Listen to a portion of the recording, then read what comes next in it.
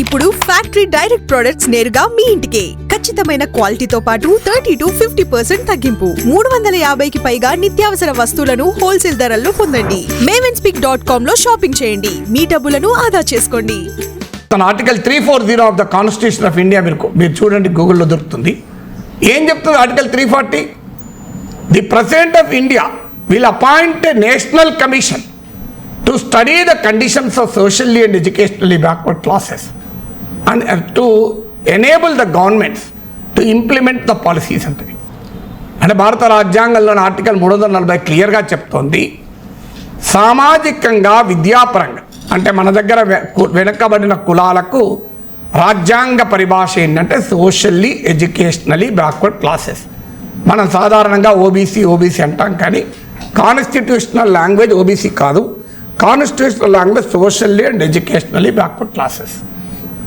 ఈ social and educational backward classes యొక్క పరిస్థితుల్ని ఎప్పటికప్పుడు అధ్యయనం చేసి ప్రభుత్వాలు నివారణ చర్యలు తీసుకోవాలి కనుక జాతీయ కమిషన్ ఏర్పాటు చేయాలి రాష్ట్రపతి అని ఆర్టికల్ 340 చెప్పింది.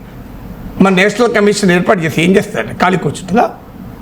కండిషన్స్ స్టడీ చేయమని రాజ్యాంగం చెప్తుంది కదా. ఒకవైపు ఏమో కులగణన జరపనంటారు, మరోవైపు ఆర్టికల్ 340 ప్రకారం కండిషన్స్ స్టడీ చేయాలి. ఎట్లా స్టడీ చేస్తారు? సర్వేలతో స్టడీ చేయాలా? స్టడీ చేయడానికి సర్వే ఆథెంటికా, కులగణన ఆథెంటికా? మీకు ఇంకోటి కూడా చెప్తాను.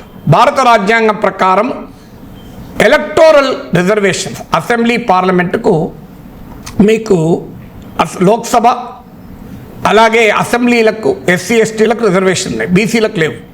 కానీ 74th కాన్స్టిట్యూషనల్ అమెండ్మెంట్ ప్రకారం లోకల్ బాడీస్లో మీకు వెనుకబడ్డ కులాలకు కూడా రిజర్వేషన్లు ఇవ్వాలని ఉంది. చాలా రాష్ట్రాలు ఇప్పటికీ అమలు చేస్తున్నాయి. చూడండి, మీరు బీసీ రిజర్వేషన్ లోకల్ బాడీస్ వచ్చినప్పుడల్లా కోర్టుల కేసులు అవుతాయి. వీళ్ళు ఇంత పర్సెంటేజ్ అంటారు, కోర్టు వెంటనే అంత పర్సెంటేజ్ ఇవ్వడానికి నీకు ఏంటి ప్రాతిపదిక అని అడుగుతుంది. ప్రాతిపదిక ఏం లేదు వీళ్ళ దగ్గర. ఏం చేస్తారు? ఉన్నదంటే వీళ్ళంటే రాదంటే అది కోర్టు ఆపేస్తుంది, స్టే విధిస్తారు, ఈ లోపల ఎన్నికలైపోతాయి. మరి భారత రాజ్యాంగంలోనే చెప్తున్నారే, మీరు ఎలా ఏ ప్రాతిపదిక మీరు రిజర్వేషన్లు ఇస్తారు? అందువల్ల నేను మొదట్లో మీకు ఈ కులగణనాన్ని వ్యతిరేకించే వారి వాదనలు చెప్పాను. ప్రత్యేకంగా చెప్పకుండానే ఎందుకు అని వై నాట్ కాస్ట్ సెన్సస్ స్టార్టింగ్లో చెప్పాను. వై కాస్ట్ సెన్సస్లో మొదటి పాయింట్ ఏంటంటే, అనేక రాజ్యాంగ ప్రొవిజన్స్ మీరు స్టడీ చేస్తే ఇట్స్ ఎ కాన్స్టిట్యూషనల్ మ్యాండేట్. నేను మీకు ఉదాహరణ చెప్పాను, సుప్రీంకోర్టు ఇందిరా సాహ్ని తీర్పు చెప్పాను, ఆర్టికల్ 15(4), ఆర్టికల్ 16(4) చెప్పాను, 73rd, 74th కాన్స్టిట్యూషనల్ అమెండ్మెంట్ చెప్పాను, ఆర్టికల్ 340 ఆఫ్ ద కాన్స్టిట్యూషన్ చెప్పాను. So it's a constitutional mandate, మిగతా ఏది లేదు. తర్వాత ప్రభుత్వాలు వేల కోట్లు యొక్క రిజర్వేషన్లే కాదు, అనేక వెల్ఫేర్ స్కీమ్స్ అన్నీ కూడా సమాజంలో అణగారిన వర్గాల కోసం కార్యక్రమాలు చేపడుతుంది. వాళ్ళ సామాజిక ఆర్థిక స్థితిగతులు తెలియకుండా నువ్వు ఏ రకంగా పథకాలు రూపొందిస్తావు? అంటే గాలిలో దీపం పెడతావా? అంటే without a scientifically collected data how can you have a targeted welfare schemes? ఇప్పుడు ఒక సామాజిక వర్గం బాగా వెనుకబడింది, వాళ్ళకు విద్యారంగంలో బాగా వెనుకబడిందని తెలిస్తే ఆ సామాజిక వర్గానికి ప్రత్యేకంగా చర్యలు తీసుకొని వాళ్ళకు చదువు అందేలా చేస్తాం. అందుకే ఈ కాస్ట్ సెన్సస్ కేవలం కులాలనే లెక్కించదు. It is not just an head count of caste. చాలామందికి అర్థం కావాల్సింది, it is not an head count of caste, it also counts the link between caste and socio economic conditions. కులానికి సామాజిక ఆర్థిక స్థితిగతులకు ఉన్న సంబంధాన్ని కూడా స్టడీ చేస్తుంది. అందువల్ల ఇది ప్రభుత్వ విధానాలు సామాజిక న్యాయం వైపుగా జరగటానికి ఉపయోగపడుతుంది. అందువల్ల it is a social imperative కూడా. ఈనాటికి కూడా దేశంలో సామాజిక అసమానతలు ఉన్నాయి. నేషనల్ ఫ్యామిలీ హెల్త్ సర్వే ప్రకారం హెల్త్ యాక్సెస్లో కూడా కాస్ట్ ఈక్వాలిటీస్ ఉన్నాయి. ఇంత థియరీ ఎందుకండి? మీరు మన మలక్పేట దగ్గర రైస్ మిల్లులు ఉన్నాయి. ఎవరైనా వెళ్ళి రైస్ మిల్లు ఓనర్లది ఏ కులాలు, అందులో పనిచేసే హమాలీలది ఏ కులాలు లెక్క తీయండి. నేను చెప్పింది నిజమో కాదో అర్థమైతే కులం ఏంటది క్లియర్గా డిఫరెన్స్ కనబడుతుంది. శానిటేషన్ పని చేస్తున్న నాన్ హోల్లో దిగి పనిచేస్తున్న వాళ్ళ కులాలు ఏవో లెక్క తీయండి. ఇప్పుడు నైట్ అయితే స్వీపర్లు రోడ్డు మీద ఊడుస్తుంటారు, వాళ్ళ కులాలేవో లెక్క తీయండి. ఈ దేశంలో కులానికి సామాజిక ఆర్థిక స్థితికి సంబంధం ఉందో లేదో అర్థమవుతుంది. వీధి పక్కన రోడ్డు పక్కన ఓ పళ్ళ గంపను ఓ కూరగాయలు పెట్టుకొని అమ్ముకుంటున్న వాడి కులం మీద లెక్కలు తీయండి. మీకు చాలా క్లియర్గా ఈ దేశంలో ఉన్న కాస్ట్ క్లాస్ లింకేజ్ అర్థమవుతుంది. కాస్ట్ క్లాస్ ఒకటి కాకపోవచ్చు. మన దేశంలో పేద కులాల్లో అగ్ర కులాల్లో కూడా పేదలు ఉన్నమాట నిజం, అనుమానం లేదు. చాలా తీవ్రమైన ఆర్థిక ఇబ్బందులు ఎదుర్కొనేవారు అగ్ర కులాల్లో కూడా ఉన్నారు. అదే సమయంలో కోట్లకు పడగలెత్తిన వాళ్ళు వెనుకబడిన కులాలు కూడా ఉన్నారు, అది నిజం. అంటే within the caste class formation అయిన మాట నిజం.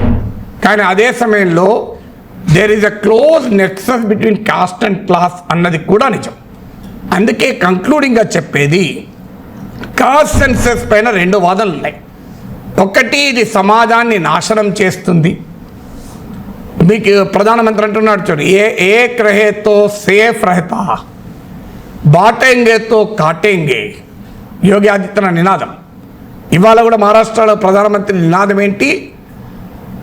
వెనకబడిన కులాలను ఒక కమ్యూనిటీగా ఉంచదలుచుకోలేదు, దాంట్లో ఉన్న విభేదాలు సృష్టించదలుచుకున్నారు అని కాస్ట్ సెన్సస్ను ఇండైరెక్ట్గా చెప్పారు.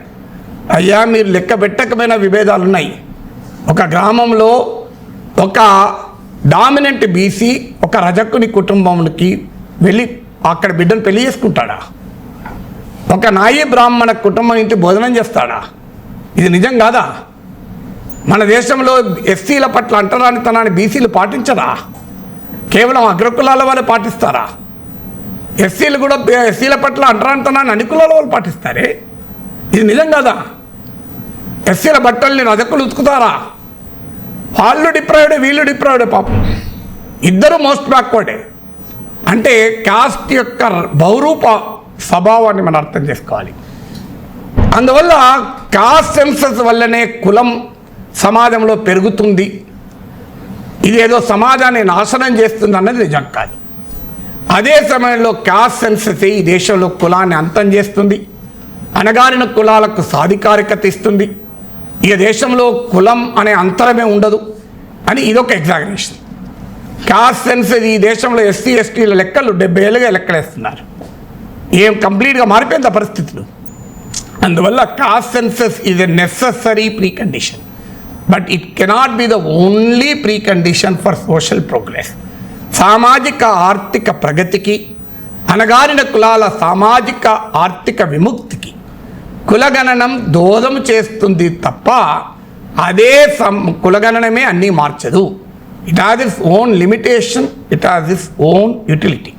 అందువల్ల కులగణనం యొక్క ప్రాధాన్యతను గుర్తించాలి, దాని పరిమితులను కూడా గుర్తించాలి.